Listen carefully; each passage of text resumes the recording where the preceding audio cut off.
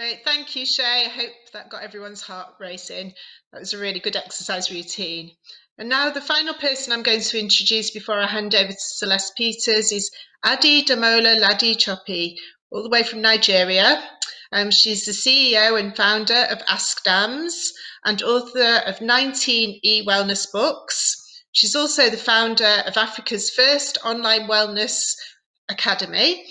And as well as that, she's a barrister, a solicitor, and a sought-after speaker. So a very busy lady, and we're very much looking forward to hearing what you've got to say, Adedamola, about you are what you eat. Thank you.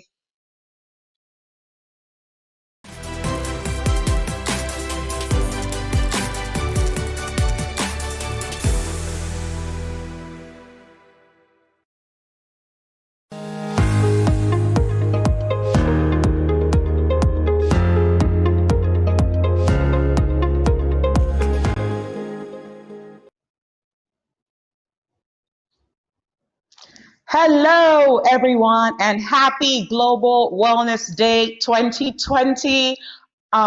It's an honor and a privilege to be speaking on this platform on behalf of Nigeria. Happy Global Wellness Day to the entire world. Now, today I'm going to be speaking on food is medicine, and really you are what you eat. And then I say this based on not just reading things from a book or being lectured generally, but I've actually walked the walk and I'm not just talking the talk. So I am actually a weight loss expert. I happen to lose weight, and then I started to evolve. And then I started to evolve in the sense that from weight loss, I transitioned into constantly thinking about wellness and overall health. And because of that, I started to see food as medicine. Let me also give you a brief history about why I'm so passionate about this particular topic. Now, I actually used to suffer from something called GERD, so it's severe hyperacidity. And one of the things that I was told by the doctors was, it's either you lose weight because you are obese. Yeah, I was obese. This is about 8-9 years ago. Or you start to eat according to your body type. So according to what your body needs, and you need to try to figure out what your triggers are. And so because of this, I started to focus on wellness in total. Nutrition, or rather your food, is not just about weight loss or weight gain. Your food literally dictates everything that goes on in your body. Your body needs different types of macro and micronutrients to function. Permit me, if I use the big words, I'm going to narrow it down into the little words also. Now, the macronutrients are the nutrients that your body needs in larger quantities on a daily basis, and micronutrients are the nutrients that your body needs in smaller quantities. Now, your macronutrients are your carbohydrates, your proteins, your healthy sources of fats, which you should be getting every single day, and your micronutrients, which are your vitamin A, vitamin B, vitamin C, vitamin D, E, K, iron, selenium, potassium, and the list goes on and on and on. I call it my A to Z chart. Now, I could go on and on and on about this topic because this is something I'm very, very passionate about, but I'm going to try to narrow it down. First of all, we need to stop seeing food as just calories alone. We need to stop seeing food as just, weight loss and weight gain. Now, whatever you put into your body sends signals to your brain and will also give you energy. So whatever you eat determines whether you have a great amount of energy on a daily basis or whether you're going to be weak all the time or suffering from fatigue. So you do need food to function. Your body needs calories also for all its bodily functions, for all its functions. Your digestive system, your respiratory system, like literally everything, your body needs energy to function. Apart from this, when I say you are what you eat also has a great impact. Your nutrition has a great impact on your mental health also. Now, this is something that I've been speaking a lot about lately because a lot of people, we just see food as, carbohydrates. Oh, don't eat this, don't eat that, don't eat the fried things, don't eat this, don't eat, it's always don't do this or don't do that. But we do need to eat certain foods. And one of these type of foods is actually healthy fats and getting good sources of vitamin D. Now, the best source of getting vitamin D, of which vitamin D is actually, it's amazing for stress relief, anti-anxiety. It actually helps, with your nervous system in general. So we need to start to see food. We need to start learning, unlearning, and relearning new habits. We need to start seeing food as, okay, what exactly is this particular type of food going to do for my body? So carbohydrates will give you a great amount of energy. So do not cut out carbs from your diet. You do need carbs to function. Proteins, I call them the building blocks of life. You need proteins to function. Your body needs proteins for literally anything and everything, especially cell replacement. You want good skin, you want good hair growth, you need good sources of proteins. Now, your healthy fats. Whenever anybody is going to go on a diet, especially a fat diet, which I'm not a fan of in any shape or form whatsoever, the first thing they try to do is cut out healthy fats from their diets, or cut out all forms of fats rather, without realizing that they are actually good fats and they are bad fats. Now, your body actually needs good sources of fat to maintain not just a healthy nervous system, but also to keep you feeling satiated for a long time. So even for the ladies, especially who may be watching this and thinking, okay, because a lot of people know me, especially in Nigeria, for weight loss, you do need fats for survival. You need fats. You need your good sources of fats, which could include your olives, your olive oil, your coconut oil, your avocados. Avocados are amazing. Talking about avocados are a powerhouse of energy.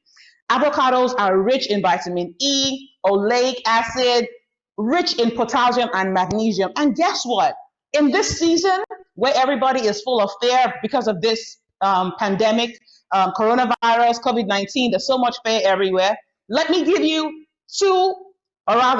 three major tips that will help to keep your mental health in check in this season, because really, you are what you eat.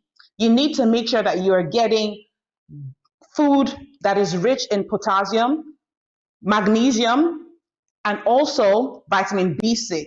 I would explain. Potassium and magnesium are the two most important ones that I will hammer on. This is because what they do is they help to relax the muscles of your heart and your nerves in general. They will help you, this nutrient will help you keep calm in this season. Tried and tested. So good sources of magnesium are your nuts and your seeds. Yep. Good sources of magnesium, your avocados, back to avocados again. Potassium, back to avocados again. Bananas, and even the vitamin B6 I spoke about earlier on. Bananas are a rich source of potassium and vitamin B6.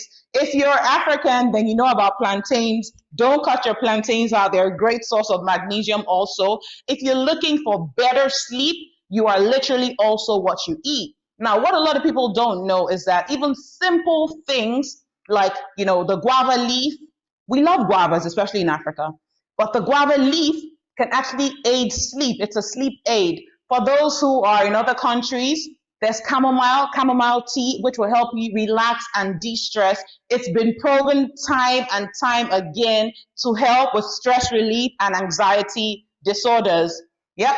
I'm not telling you not to see a doctor. Please see a doctor and please see a professional if you have any mental health issues. I'm just generally educating you on why food is literally medicine and you are what you eat, especially in this season. So don't be too hard on yourself. Make sure that you're getting all the essential vitamins and minerals that your body needs. You also need to be stepping out in the sun. Guess what? There are two types of vitamin D. There's vitamin D2 and there's vitamin D3. Now, the best source of vitamin D3 is actually getting it directly from the sun or animal-based vitamin D3. Now, vitamin D in this season, especially, I keep hammering on this season because of the COVID-19 and so much fear around the world. Everybody seems to be so fearful. Now, vitamin D would help with your nerve and muscle function, and it will also help with energy and general metabolism. So take a few minutes a day to just step out in the sun, take a walk if you need to, or you can also supplement. What a lot of people don't know is that the reason why you would hear about vitamin D supplementation the bulk of the time is because it is not something that is, it's not a mineral, or it's not a vitamin rather, that is present in a lot of the things that we eat.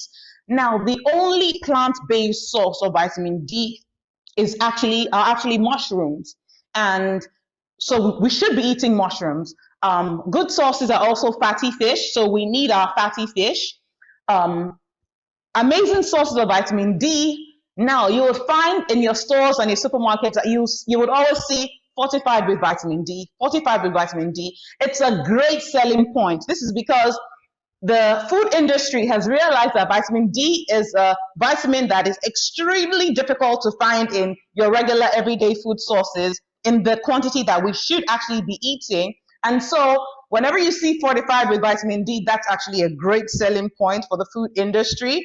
However, make sure that whatever it is that you're eating is not fake food. I always say something. It's either you are eating junk or you're eating food. So what exactly are you eating? Whenever you're eating, ask yourself, are you feeding disease or are you fighting disease? Because here's the truth and nothing but the truth. The things that we are eating today that are leading us closer and closer and closer to the grave, and we need to cut these things out of our diets. I know that it's not easy to just tell someone to, stop eating this, stop eating that. But you can start off small and then dream big. When I say start small and dream big, just start off with trying to minimize the amount of refined and processed foods that you're eating. Start off with maybe trying to cut off refined sugar, or trying to reduce the amount of refined sugar that you're eating. There's so many amazing substitutes to sugar these days rather. There's monk fruit, there's stevia, literally stevia in the raw, the stevia leaf itself, amazing sweetener. For us in Africa, and in Asia, they're dates, an amazing sweetener. So you do not have to continuously binge on white sugar. Because here's the thing, white sugar, research has actually shown that white sugar actually feeds cancer cells. So the less white sugar you eat, the better for you. Also, let me give a major tip. If something has a very, very long shelf life, then more likely than not, it is most likely not good for you rather. So think about it. Why would you put a certain type of food on, your table, and this particular food has an expiry date that is spanning about a year or 2 years? If something has a very, very long expiry date,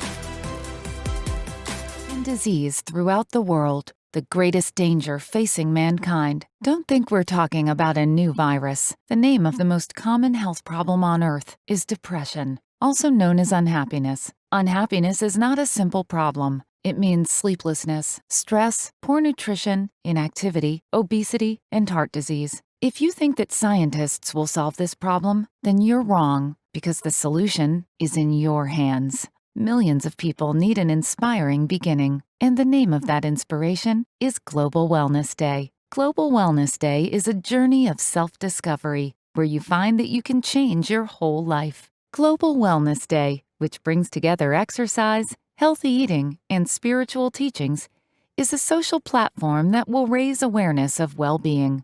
It is a step that can ignite the flame of happiness. Let's change the world together.